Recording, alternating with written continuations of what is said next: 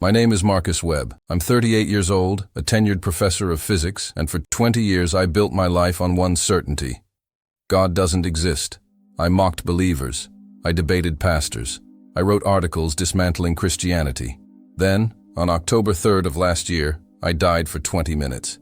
And when I came back, the first words out of my mouth were, "Jesus Christ is Lord." This is my story, and every word is true. I became an atheist when I was 15 years old. Not because of some trauma or tragedy, but because of logic.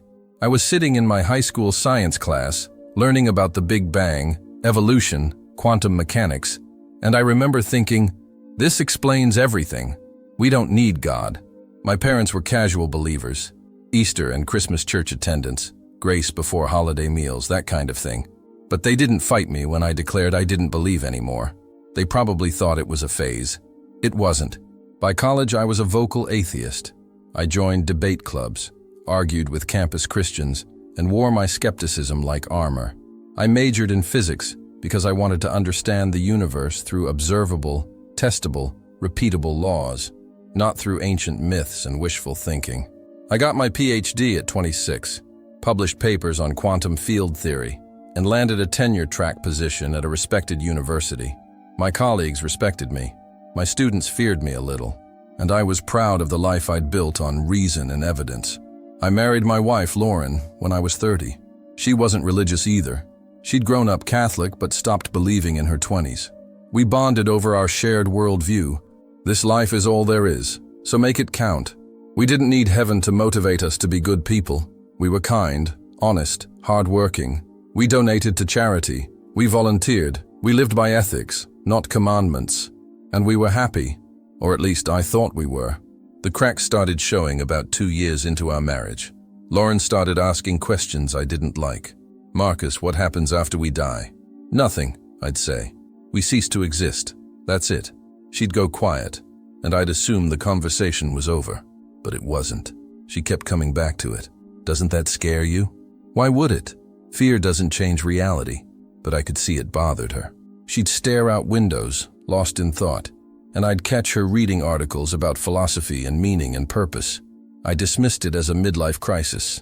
She was 32, too young for that, but maybe it was hormones or work stress. Then, about 6 months before I died, Lauren told me she'd started going to church. Not casually, regularly, every Sunday. "I need to explore this," she said. "I need to know if there's more." I was furious, not because I cared about church, but because I saw it as intellectual surrender. "You're smarter than this," I told her. "You're letting fear make you irrational." She didn't argue. She just said, "Maybe fear isn't always irrational." We stopped talking about it. She went to church. I stayed home. And the distance between us grew. October 3rd started like any other Thursday. I woke at 6 a.m., made coffee, reviewed lecture notes for my 9 a.m. class. Lauren was already gone. She'd started a new job that required early mornings. I kissed her goodbye without really looking at her. We'd become roommates more than spouses. I drove to campus, parked in my usual spot, grabbed my bag, and headed toward the physics building. I didn't see the car. 1 second I was crossing the street, coffee in hand, thinking about a problem I was working on. The next second, there was a screech of tires, a blur of metal, and then impact.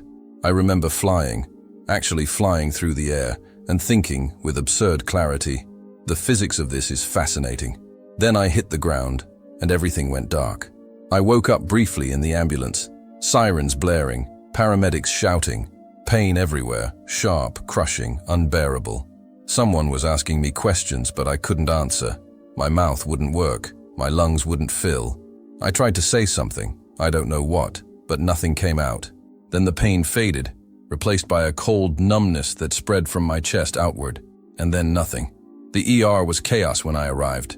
I know this, because I watched it happen, not from my body, but from above. I was hovering near the ceiling, looking down at the scene below. Doctors and nurses swarming, machines beeping frantically. Blood, so much blood. And in the center of it all, my body, broken, still, not breathing. One of the doctors was doing chest compressions, sweat on his forehead. A nurse was cutting my shirt off. Another was hooking up an IV. And I was thinking, this can't be real. This is impossible. But it was real, more real than anything I'd ever experienced. I could see everything with perfect clarity: the clock on the wall, the name tags on the medical staff, the look of desperation on their faces. I heard one doctor say, "We're losing him. Charge to 200. The defibrillator whined. My body jerked on the table. The monitor showed a brief spike, then flatlined again. Again. 300. Another shock. Another jerk. Nothing. I tried to move closer, tried to tell them I was right there, but I had no voice, no body to speak with. I was pure awareness, watching my own death unfold. And for the first time in 20 years, a thought I'd never allowed myself to have crept into my consciousness. What if I was wrong? Time passed. I don't know how much. The doctors kept working, shocking me, injecting me with drugs, doing compressions. I heard one of them say, "It's been 18 minutes. We should call it." "2 more rounds," another voice said. "Then we stop." I felt myself being pulled away from the scene. Not physically. I had no body to pull. But something was drawing me backward, away from the ER, away from my broken body, away from the only reality I'd ever believed in. I resisted, but it was like fighting gravity. Useless. The hospital room faded. The building faded. The physical world faded. And I was moving through space that wasn't space, traveling through darkness that wasn't quite dark. It was more like the absence of something essential, and I was alone. Completely, utterly alone. No angels, no tunnels of light, no dead relatives waiting to greet me. Just emptiness. And in that emptiness, I began to feel something I'd never truly felt before. Terror. Not fear of pain or death, but terror at the realization that I might have been catastrophically, eternally wrong. Every argument I'd ever made, every debate I'd ever won, every student I'd ever convinced that God was a delusion. What if it was all built on a lie? Then I saw it. A light. Not bright like the sun, but present. Undeniable. Growing closer. Or maybe I was moving toward it. I couldn't tell. The light had weight, substance, personality. It wasn't just illumination. It was alive. And as I got closer, the light began to take shape. A figure. A person. And every part of me, the part that had no body, no brain, no physical form, recognized him instantly. Jesus. Not a myth, not a symbol, not a historical figure debated in classrooms, but real, standing before me, looking at me with eyes that held both infinite love and unbearable truth. And I knew, without a single doubt, that everything I'd believed for 20 years was wrong. Standing before Jesus, if you can call it standing when you have no body, was nothing like I'd imagined. And I had imagined it in debates and thought experiments. I'd always pictured religious encounters as emotional manipulation, brain chemistry gone haywire, wish fulfillment for people afraid of death. But this wasn't any of that. This was the most rational, undeniable experience of my existence. He wasn't dressed in robes. He wasn't glowing like a cartoon. He looked human. But the presence radiating from him was anything but human. It was vast, ancient, and impossibly loving. His eyes met mine, and I felt completely exposed. Not physically. I had no body to expose. But every thought, every argument, every arrogant lecture I'd ever given about the non-existence of God was laid bare before him. And he'd heard every word. He'd been there in every classroom, every debate stage, every conversation where I'd mocked faith and dismissed believers as intellectually inferior. I wanted to run, to hide, but there was nowhere to go. Just him and me, and the weight of 20 years of prideful certainty crashing down. Marcus. His voice didn't come through sound waves. It bypassed all that, speaking directly to my consciousness. And hearing my name in his voice undid me completely. "I know," I whispered, though I had no mouth. "I know you're real. I was wrong. I'm so sorry." He smiled, not a smile of triumph or condemnation, but of relief, like a parent seeing a lost child finally come home. "I've been waiting for you to see. But I denied you. For 20 years I denied you. I taught students that you didn't exist. I destroyed faith in people who were searching. How can you even look at me?" He stepped closer, or maybe the space between us just dissolved. "Because I love you, Marcus. Not because you earned it, not because you ever believed, but because you're mine. You always have been. That broke something in me. Love. Unconditional, unearned, unreasonable love. My whole life, I'd believed love was chemistry and evolutionary biology, oxytocin and dopamine, survival mechanisms dressed up as emotion. But this was something else entirely. Then he did something I didn't expect. He showed me my life, not as a highlight reel, but as he had seen it. I watched myself at 15, sitting in that science class, making the choice to reject God. And Jesus was there. He'd been there, watching me walk away, grieving, but not stopping me. I saw myself in college debating a Christian student until she cried and left the room. I'd felt victorious that day, but watching it now, I saw Jesus standing beside her, comforting her, while looking at me with sadness. I saw my wedding day. Lauren and I promising forever to each other with no mention of God, no prayer, no acknowledgement of anything beyond ourselves. And Jesus was there too, watching, waiting, hoping. I saw the moment Lauren told me she was going to church, and I dismissed her like she was being irrational. I saw the hurt in her eyes that I'd been too proud to notice, and I saw Jesus with her, the one she'd been searching for, while I pushed her away for seeking him. I was cruel, I said, my voice breaking, not just to Lauren, to everyone. I thought I was enlightened, but I was just arrogant. You were lost, Jesus said gently, and you used intellect to justify your lostness. Many do. He showed me more. The students I'd taught. Some had believed in God when they entered my classroom and left as skeptics because of my lectures. I'd been so proud of that. I thought I was freeing them from superstition, but I'd actually been severing them from the only thing that could give their lives true meaning. Those students, I whispered. Did I destroy their faith forever? Jesus' expression was both sad and hopeful. Some found their way back. Others are still searching. A few gave up entirely and built their lives on the same emptiness you built yours on. But it's not over for any of them. I'm still reaching for them, just like I reached for you. Why? I asked desperately. Why did you keep reaching for me? I mocked you. I hated you. Or at least I hated the idea of you. Why didn't you just give up on me? He looked at me with those eyes that held eternity. Because I made you, Marcus. Every atom in your body I formed. Every thought in your mind I gave you the capacity for. You were created to know me, to love me, to reflect my glory. When you walked away, you didn't become worthless. You became lost, and I never stopped seeking the lost. I thought about all my arguments, Occam's razor, the problem of evil, the lack of empirical evidence. They all felt so hollow now, not because they weren't logical, but because they were built on a false premise, that the physical universe was all there was. Standing in this place, whatever this place was, I realized how small my understanding had been. The Big Bang, I said suddenly.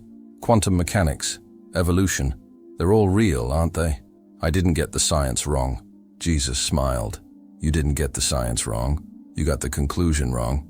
You saw the mechanics and assumed there was no mechanic. You studied the creation and decided there was no creator. The universe runs on laws, Marcus. Who do you think wrote the laws? It was so simple, so obvious. And I'd missed it for 20 years because I'd been looking at the data instead of the source. I was a fool, I said. You were human, he corrected. And humans are very good at convincing themselves they don't need me, especially smart humans. Intelligence can be a gift or a barrier, depending on whether you use it to seek truth or avoid it. Then he showed me something that shattered me. He showed me the moment I'd die if I stayed here, not going back to my body, but moving forward into eternity. And he showed me where I'd be, not in hell, though I deserved it, but with him, because of grace. Not because I'd earned it, not because I'd believed long enough, but because he'd already paid the price for every arrogant word, every mocking lecture, every student I'd led astray. You died for me? I asked, though I knew the answer. Even knowing who I was? Even knowing I'd spend 20 years denying you? Especially knowing that, he said.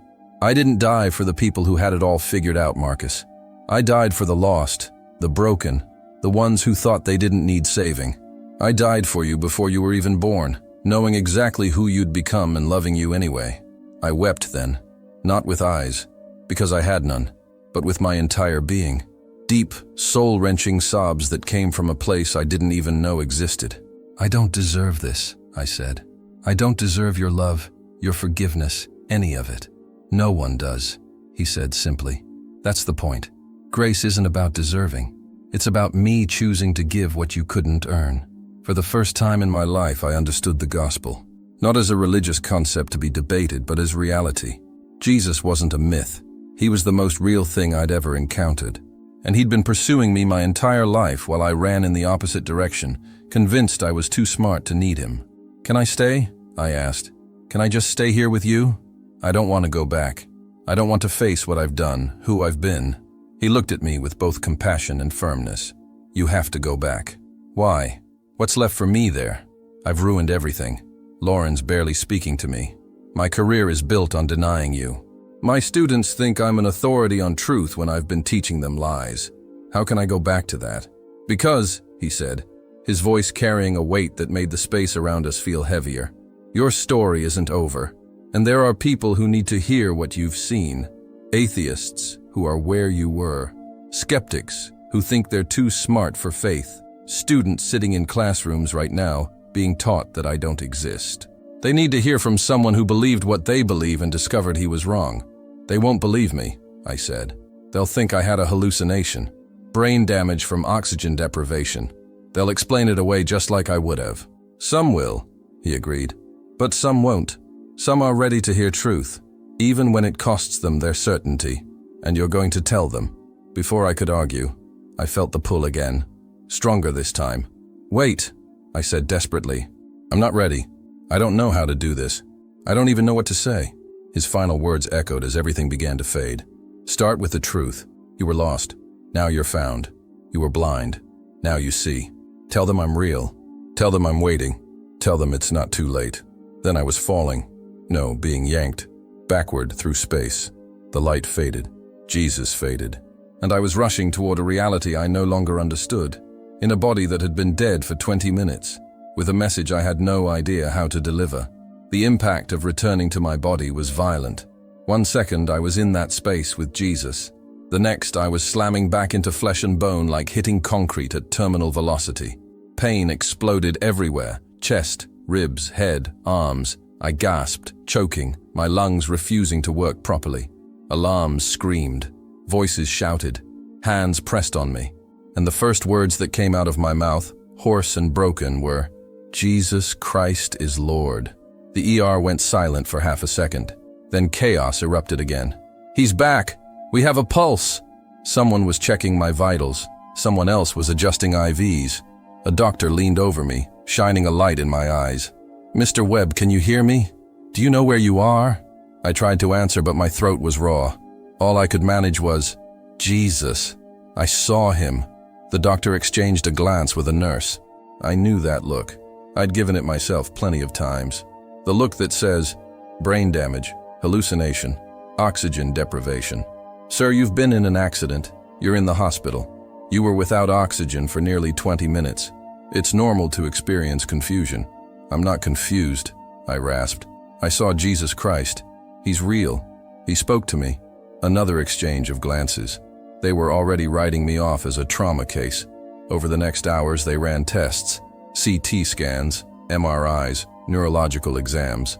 They were looking for brain damage, expecting it, certain they'd find evidence of hypoxic injury. But the results kept coming back clean. No swelling, no dead tissue, no cognitive impairment. The neurologist, a woman named Dr. Shah, sat beside my bed, frowning at my chart. Mr. Webb, I don't understand this. You were clinically dead for 20 minutes. Your brain should show significant damage, but your scans are normal. Better than normal, actually. How is that possible? I asked, though I already knew. I don't know, she admitted. I've never seen anything like it. I wanted to tell her. I wanted to say, it's because Jesus brought me back exactly as I needed to be, so I could tell people what I saw. But I could see she wouldn't hear it. Not yet. Lauren arrived 2 hours later. She burst through the door, her face pale, her eyes red from crying. Marcus, she sobbed, throwing her arms around me. Oh my God, Marcus, they said you died. They said your heart stopped for 20 minutes. It did, I said quietly. And Lauren, I need to tell you something. I met him. I met Jesus. Everything you've been searching for. It's real. He's real. And I was so wrong. About everything. She pulled back, studying my face. What are you talking about? When I was dead, I wasn't just gone. I was somewhere else. And Jesus was there. He showed me my life. He showed me how I'd spent 20 years running from the truth. Lauren, I'm so sorry. I mocked you for going to church. I made you feel stupid for seeking God. But you were right. You've been right this whole time.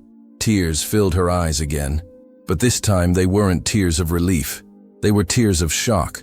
Marcus, you're scaring me. This isn't you talking. This is trauma, or the medications, or... It's me, I interrupted.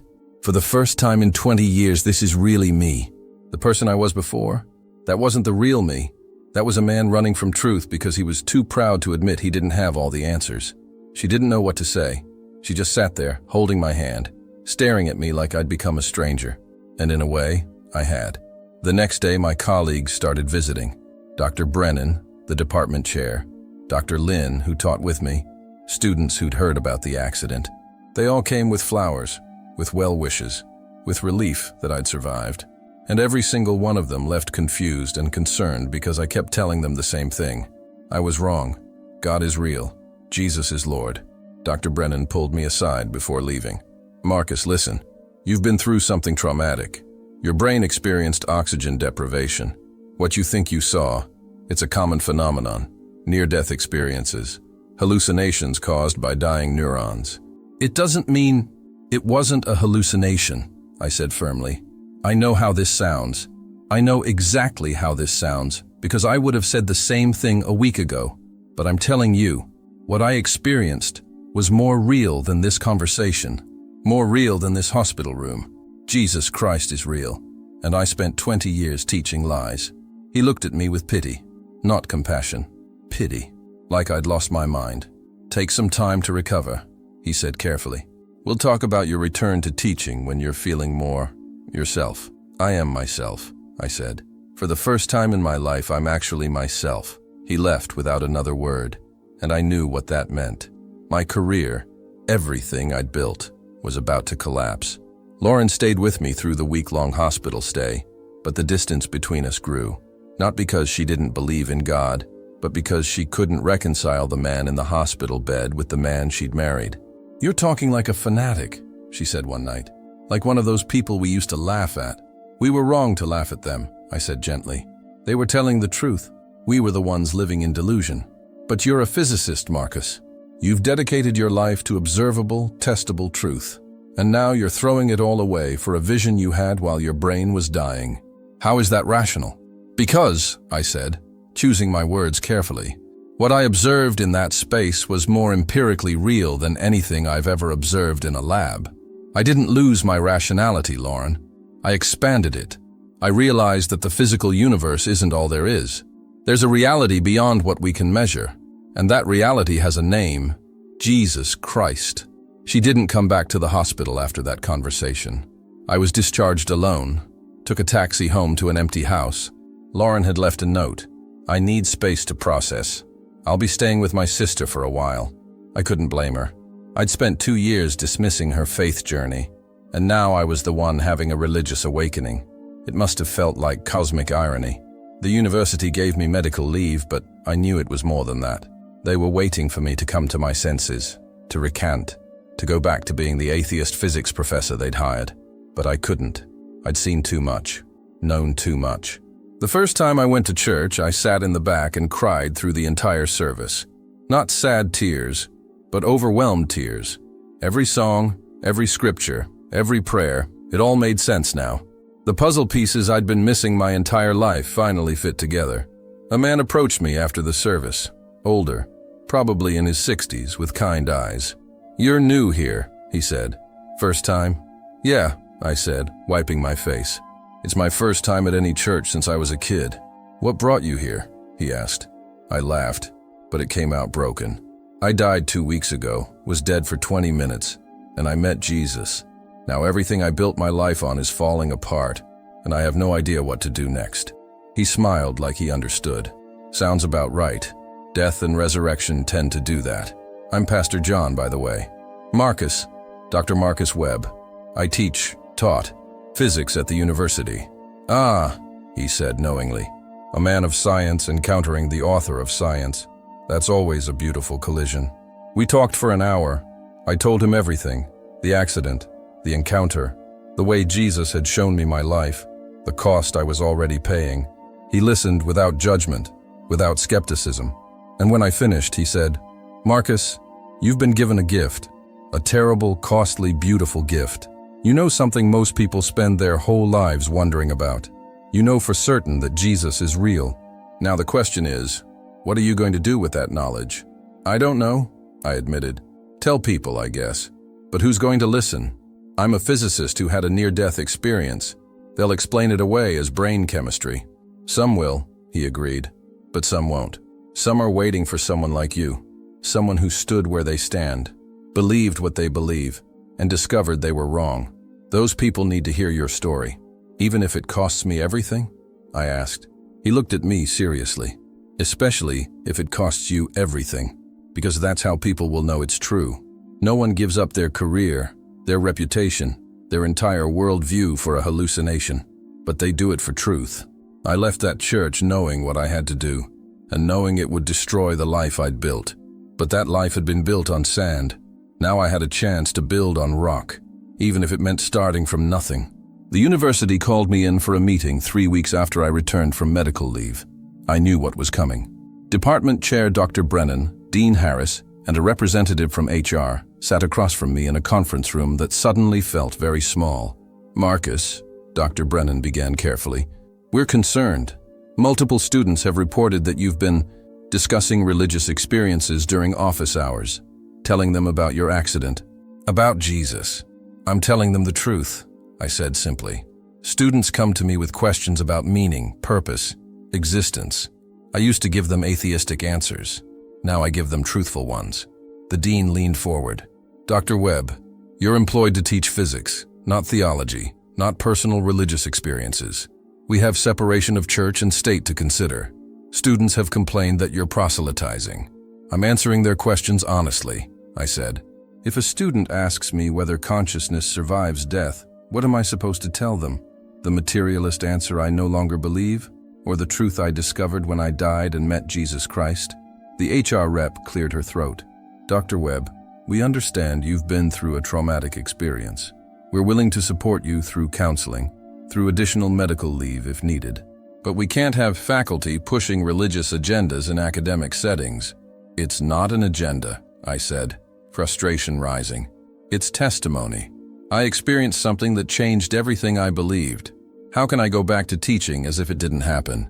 How can I lie to students about the nature of reality?" "You're not lying," Dr. Brennan said. "You're teaching physics, observable, testable physics. What you experienced was subjective, personal, not scientific." "It was more scientific than anything I've studied in 20 years, I shot back. "I made direct observations.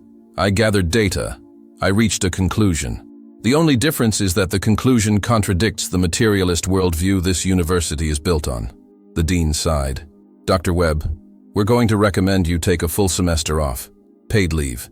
During that time, you'll undergo psychiatric evaluation and counseling.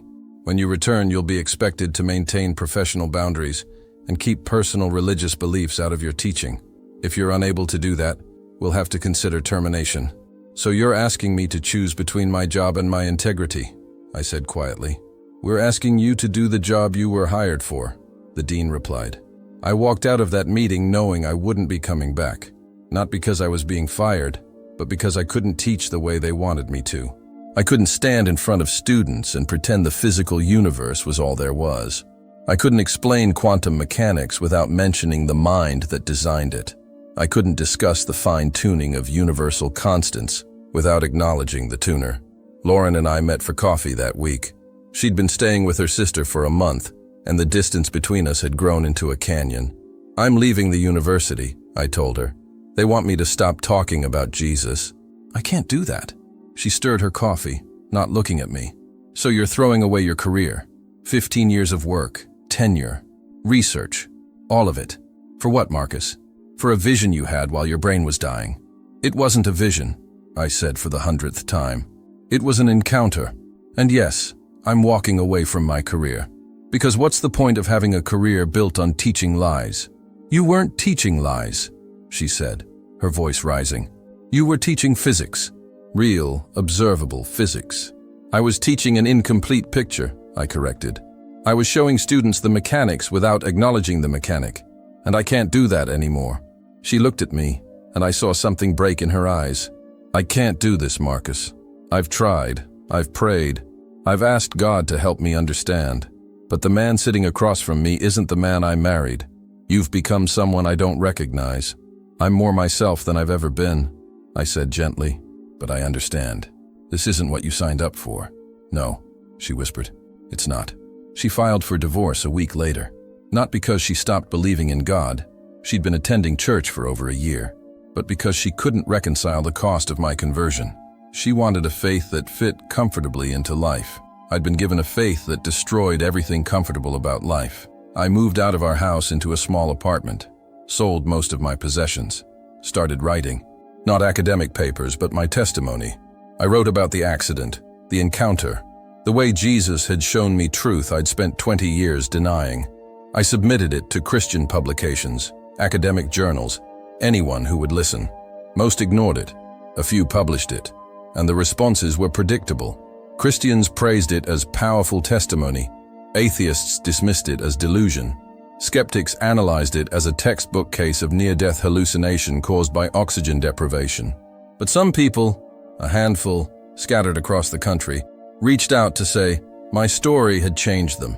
A physics student who'd been taught God was incompatible with science. An atheist professor questioning his certainty. A skeptic who'd been hurt by the church and walked away but wondered if she'd been wrong to do so. Those emails kept me going, because they proved what Jesus had told me. Some people were ready to hear truth, even when it cost them their certainty. Pastor John invited me to speak at his church. I'd never given a sermon in my life, never stood in front of a congregation, but I stood there on a Sunday morning and told my story, the accident, the death, the encounter, the transformation, the cost. When I finished, the sanctuary was silent. Then a man in his 30s stood up. "I'm a software engineer," he said, his voice shaking. "I've been an atheist for 10 years. I came here today because my wife dragged me. But I can't explain away what you just said. You're not some emotional person looking for comfort. You're a physicist, and you're telling me you met Jesus. I don't know what to do with that." "Neither did I said honestly. "But I couldn't unsee what I saw, and I couldn't lie about it. If I'm wrong, I've thrown away my career for nothing. But if I'm right, and I know I'm right, then nothing I gave up matters compared to what I gained." He sat down, tears streaming down his face. After the service, he asked if we could talk. We met for coffee, and I walked him through everything. The questions, the doubts, the intellectual barriers. And at the end of that conversation, he prayed to receive Christ. Not because I convinced him with arguments, but because my story opened a door he'd thought was permanently closed. More invitations came. Small churches, college groups, skeptic forums that wanted to debunk me. I went to all of them. Some audiences received me warmly. Others heckled me, called me deluded, demanded scientific proof I couldn't provide. But I kept showing up, kept telling the truth, kept pointing people to Jesus. My former colleagues stopped speaking to me. Students I'd taught sent emails ranging from supportive to hostile. My parents, who'd been casual believers, didn't know what to make of me. "We're glad you found faith," my mom said carefully. "But did you have to lose everything else?" "I didn't lose anything that mattered," I told her. "I lost a career built on pride and a marriage that was falling apart anyway. But I gained the one thing I'd been missing my whole life, truth." 6 months after the accident, I was baptized. Lauren didn't come. Most of my family didn't come. But Pastor John was there, along with a small group of believers who'd walked with me through the hardest season of my life. As I went under the water, I thought about everything I'd lost: the prestige, the salary, the respect of my peers, the marriage, the comfortable life. And as I came up out of the water, I thought about what I'd gained: Jesus, truth, purpose, a message that was changing lives, including my own. The old Marcus Webb died in that accident.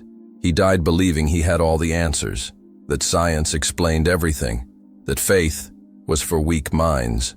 But the man who came back, the man I am now, knows better. Science explains the how, faith explains the why, and both are necessary to understand reality fully. I don't regret what I lost. I only regret the 20 years I spent running from the truth. But even that regret is redeemed, because now I can reach people who are exactly where I was, convinced they're too smart for faith, too rational for God, too sophisticated for Jesus. And I can tell them, I thought that too, until I died, until I met him, until I realized that the smartest thing I ever did was admit I was wrong. It's been a year since I died.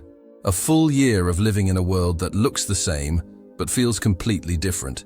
I'm no longer a tenured professor. I don't have a prestigious career or a comfortable salary. I live in a small apartment, work part-time at a bookstore, and spend most of my time writing and speaking about what happened to me. By every worldly measure, I've lost everything, but I've never been more alive. Lauren and I finalized our divorce 6 months ago. It was the hardest thing I've ever walked through, harder than dying in some ways, because death was instant. Divorce was slow and painful, the unraveling of a life we'd built together. But we parted on better terms than I expected. At our last meeting, she said something I'll never forget. I believe you saw something, Marcus. I do. But I can't live with the cost of what you saw. I'm sorry. I understand, I told her. And I meant it. Not everyone is called to pay the price I've been asked to pay. That doesn't make them less faithful. It just means we're on different paths now. She's still attending church, still seeking God, and I pray for her every day that she'll find peace, that she'll experience Jesus in a way that doesn't require losing everything, that she'll know she was the one who started my journey back to him by refusing to give up on faith. My former colleagues have moved on. Dr. Brennan published a paper without my name on it, research we'd worked on together for 2 years. Dr. Lin stopped returning my emails. The university erased me from their website like I never existed. And honestly, I don't blame them. I became an embarrassment, a cautionary tale. The brilliant physicist who lost his mind and threw away his career for a religious delusion. But some students found me.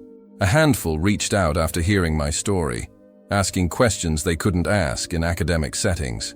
Dr. Webb, is it possible to be a scientist and believe in God? Can faith and reason coexist? What do I do with the evidence for naturalism versus the experience you described? These conversations, happening in coffee shops and bookstores instead of lecture halls, have been more meaningful than any class I ever taught. One student, a physics major named Ethan, came to me struggling with the same questions I'd struggled with at his age.